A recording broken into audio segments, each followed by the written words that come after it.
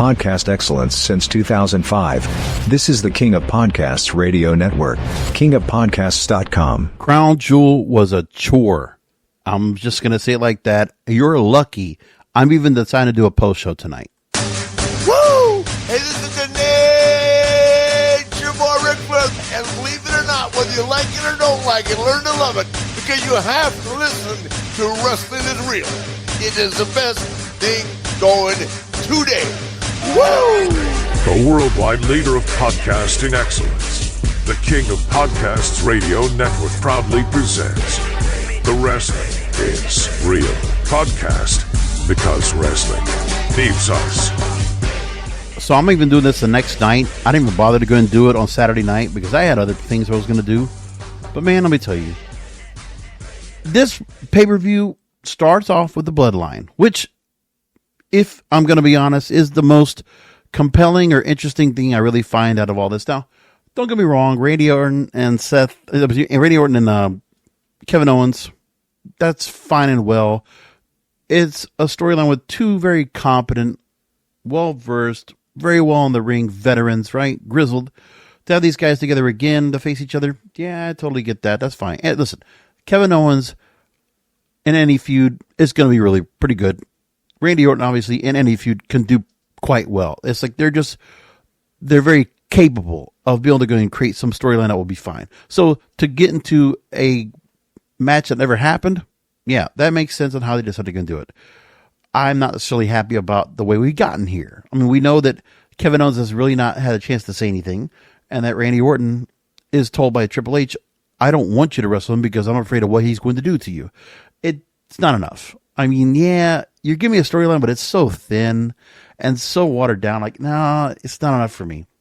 So you have to make the match really mean a lot. And the thing is, since they haven't built much towards it, yeah, let's go ahead and wait a little while and let this continue to boil over and see what happens with it. Okay.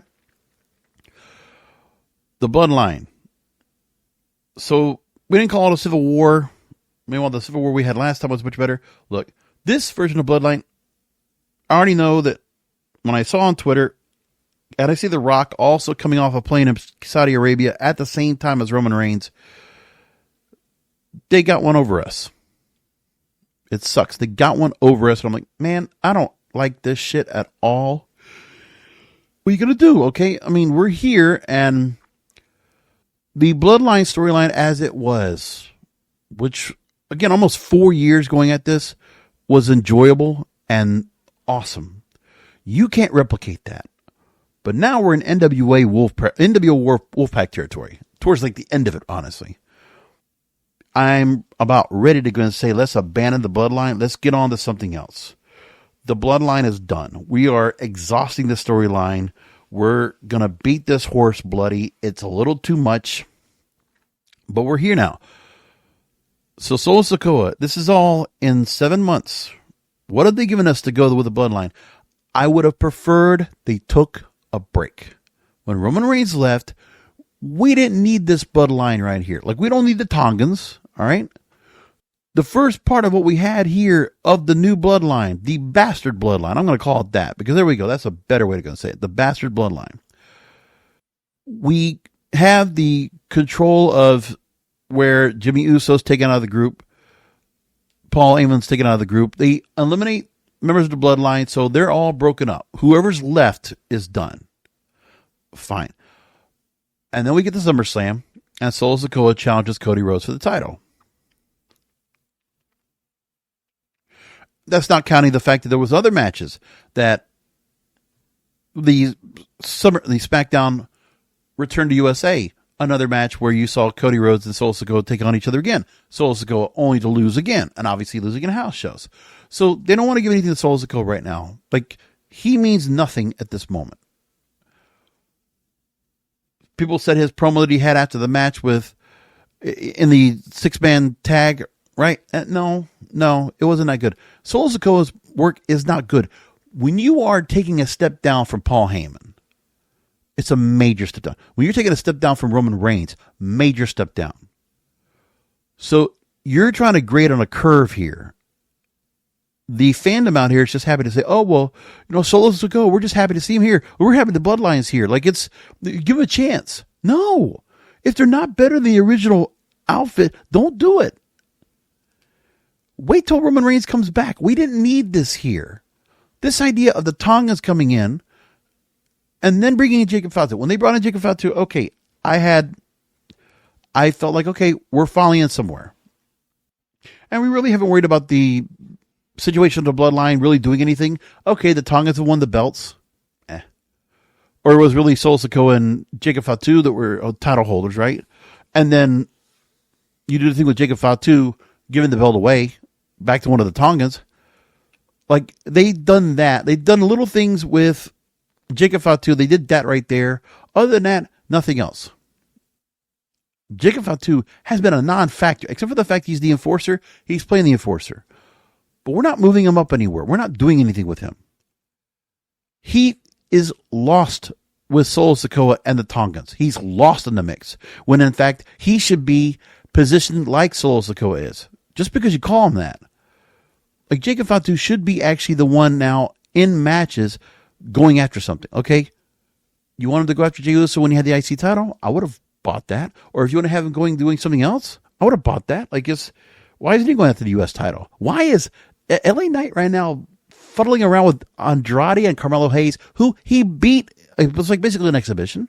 So you give Andrade and Carmelo Hayes 7 matches with each other. Okay. And then the way you finish the 7th match, you get some plunder from LA Knight because he just can't help himself. Really? Like, why don't you have Jacob Fatu go after LA Knight? Hell, there's Bloodline shit with LA Knight before. Why don't you give LA Knight something to do? Let Jacob Fatu win the US title. Like, that would be a smart idea. But we're not going to do that. Instead, you have Solo Sikoa and Jacob Fatu at Bad Blood. Jimmy comes back. That was last month's pay-per-view. And we get Roman Reigns and Cody Rhodes. And it's like, and Roman Reigns, soft, baby face, beaten down, and trying to make up. I hate this version of Roman Reigns. Roman Reigns, if you're going to turn him babyface anyway, should have been kept with some swagger. Except the difference is, once he is here now, and you had the storyline on Friday to lead up to the match, where Jey Uso comes back into the fold here, in some way still hesitant, and doesn't want to be a part of these. He doesn't want to be the right hand man, doesn't want to be the main event in that shape right now, because Jey Uso is more on his own. He's a loner.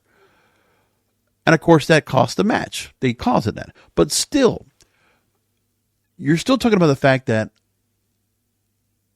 if you want Jimmy and Jay getting back together, I would have taken more time to build that up. And the Roman Reigns part, the thing, and people thought it was good magic on Friday night when they put them together. No, it wasn't. No, it wasn't. I want Roman Reigns talking back to Jay. Like, what is it about Jimmy and Jay talking to each other? And then Jay's like saying, oh no, well, I'm not going to be in your place like this. I'm not going to be where I was before. Like, where is Roman Reigns? Okay, it says yeet to go ahead and complete the return of the family. Like, come on. I want Roman Reigns with some swagger and some fucking balls to say, hey, Jay, I know what I did to you. I know what I did was wrong. But I need the bloodline back together. And I was wrong on what I did to you. I need you back. Like, where is Roman Reigns vocally talking there to bring this back? I mean, they think the same thing where Jimmy's the one that's like trying to patch it up. And Roman Reigns, I want swagger.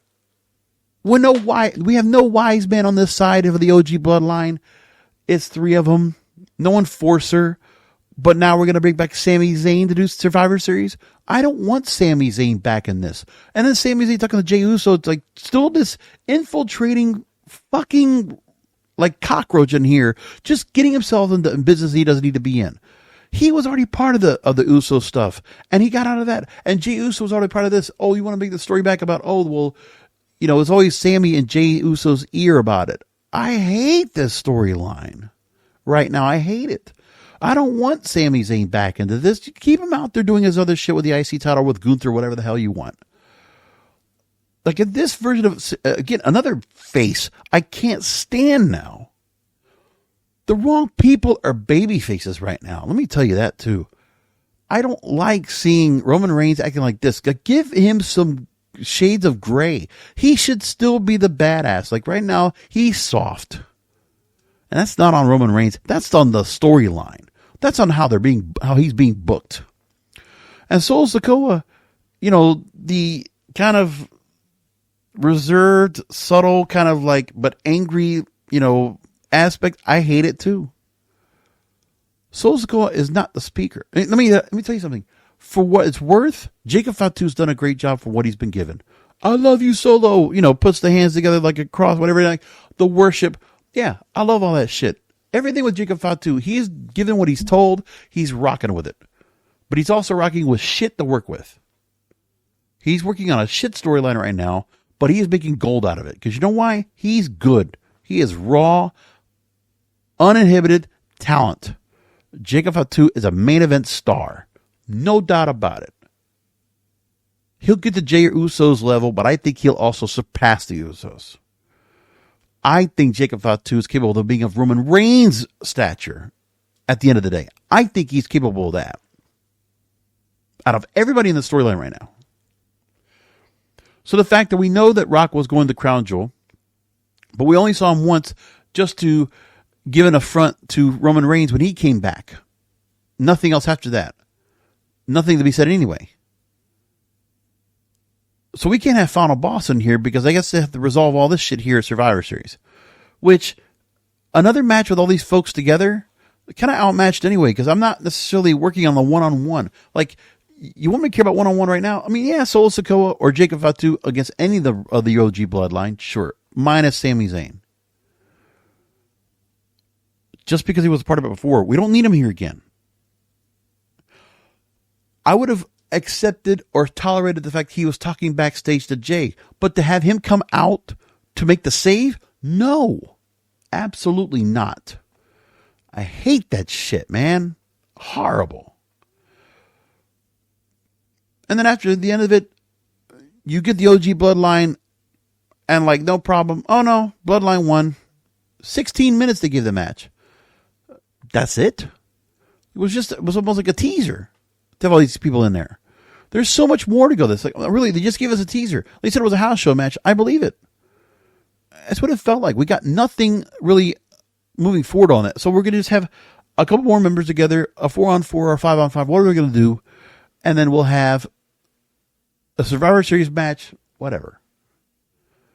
Fatal 4-way tag team match, and Bianca Belair and Jade Cargill win. I didn't care about this match. I didn't watch it. I don't care about the other stars they have in this match. Last Legend, Jakar Jackson, they already faced Bianca Belair and Jade Cargill and lost their title shot. So you give them a 4-way match. These three teams, Damage Control, Chelsea Green, Piper Niven, no thought. So predictable. I didn't think they would even have a chance at it. So Bianca Belair, Jade Cargill getting the spot. Hey, women, queens, right? They're out there. You got 10 women out there. Plus you had the women's title for the Crown Jewel Championship. Great. All those women on the pay-per-view. That's awesome to see representation. Wonderful. So if that's what you got it for, okay. Did it 12 minutes for that. Seth freaking Rollins, Bronson Reed. When I look back at the package they put on beforehand, just to remember the fact that the tsunamis, it was the injury angle to get Seth Rollins out because he needed time off. And I'm like, okay, Seth Rollins coming back in here and trying to do the best with Bronson Reed. This feels like just another offshoot of what Shinsuke Nakamura was. Just another big guy. And like, okay, we just need Bronson Reed to like throw him into anything. Big guy just throwing him into something. Throw him into another car, throw him into this and that. Like, that's it. So Bronson Reed is becoming gimmicky. Why don't we just let Bronson Reed be Samoa Joe? Like, let me think things like this, okay? When I think of how Bronson Reed was being used as Jonah in Impact Wrestling before it was TNA again, that Jonah was just a big guy moving around. He was like Samoa Joe out there. He's like Jeff Cobb. I mean, I like that. He's like Shane Taylor out there. He's like Will Hobbs. Yeah, give me that. Why can't he be wrestling like that? Can't we just have him out there as the heavyweight that just moves around like that? You could just do everything and all. Not that he has to like do like super power moves and like show strength. I don't give a shit about that. Let the guy move around like Samoa Joe because he can. But I think he also could I think he's a little bit slower to it. I don't think he can move around as quick and all that. But like, they want to try to compare him to Bam Bam Bigelow. No, Bam Bam Bigelow is more agile. I can move like a cat. Like that guy was just a different story. At Bronson Reed, he's carrying a lot to try to move around where he does, and to try to do some of the moves that he can. I wish he could just not. I don't think he needs to lose weight. Just tighten up a bit, man. Get some strength on there, and just kind of make that body big butt muscle, man. Like a little bit more like that, man. But it's like, he's well into his career, and it's like you're not going to change that guy around like that. Liv Morgan, Nia Jax, 8 minutes for that match. The only thing you had to know about was that Tiffany Stratton threatened to go ahead and cash in the briefcase. It was horrible. I hated it. It's this whole like, oh, well, they're down for a second, I'm going to try it out. It wasn't even like a feasible chance to go and cash in. And the whole Nia Jax back to like, oh, you're going to cash in on me, aren't you? You're going to do it. And then Tiffany has to backtrack. And we get Raquel Rodriguez into this. Oh, are we going to get a tag team match now out of this? Oh. Or are they going to match each other with Survivor Series? Oh, horrible. And we have to do this now because Rhea Ripley's hurt. Like, you don't even, Raquel Rodriguez brought back now, and of course, one person back from injury, while Rhea Ripley is starting to turn fragile. She can't stay healthy. Poor thing. Ugh. We talk about LA Knight. Cody and Gunther did not care. Did he have a fine match? Sure, fine match. Who cares? Respect. Crown Jewel titles, I could care less. Didn't matter at all. Nada. Didn't matter one thing. That's what I wanted to say about this pay-per-view. That's all I got. I was going to wait till Wednesday to talk about it because I really didn't have much to say. Like, yeah, 15 minutes. That's it. That's all you're going to get of this. I didn't like this pay-per-view. I watched it. I was hoping the Bloodline thing, starting off with that, there would be something compelling. I mean, I thought The Rock was going to come out during this thing. Hey, man, and the crowd, Saudi Arabia, hey, they got what they wanted. They'll cheer to everything, anything. So they helped. But try putting this pay-per-view out in front of an American crowd. Like, if they put this out at Bad Blood, or if they put this out at, pick a stadium, pick an arena, if they had this pay-per-view, it would be disappointing. The crowd would have been on their hands. Some of them would have just, like clapping seals. They would have just eaten all this shit up because that's the fandom. That's how they're going to be. And they're in their echo chamber, right? And, oh, damn you if you try to say anything about their product. And if you say you're an AEW fan, oh, you're chastised. Okay. So I got more to talk about this later. Like I said, we're going to just leave it there. We're going to go and move along and do another show on Wednesday. We'll have more to talk about this, the fallout of this right here, and see what they're going to do with it. I guess whatever. So anyway, not impressed with Crown Jewel. It's a D grade from me. Come back this Wednesday for the Wrestling podcast. And remember to find the show where all you do, kingofpodcasts.com, and also subscribe to the show if you haven't done it. Or find me on YouTube, like, share, and subscribe. And remember, come back for another show because wrestling needs us.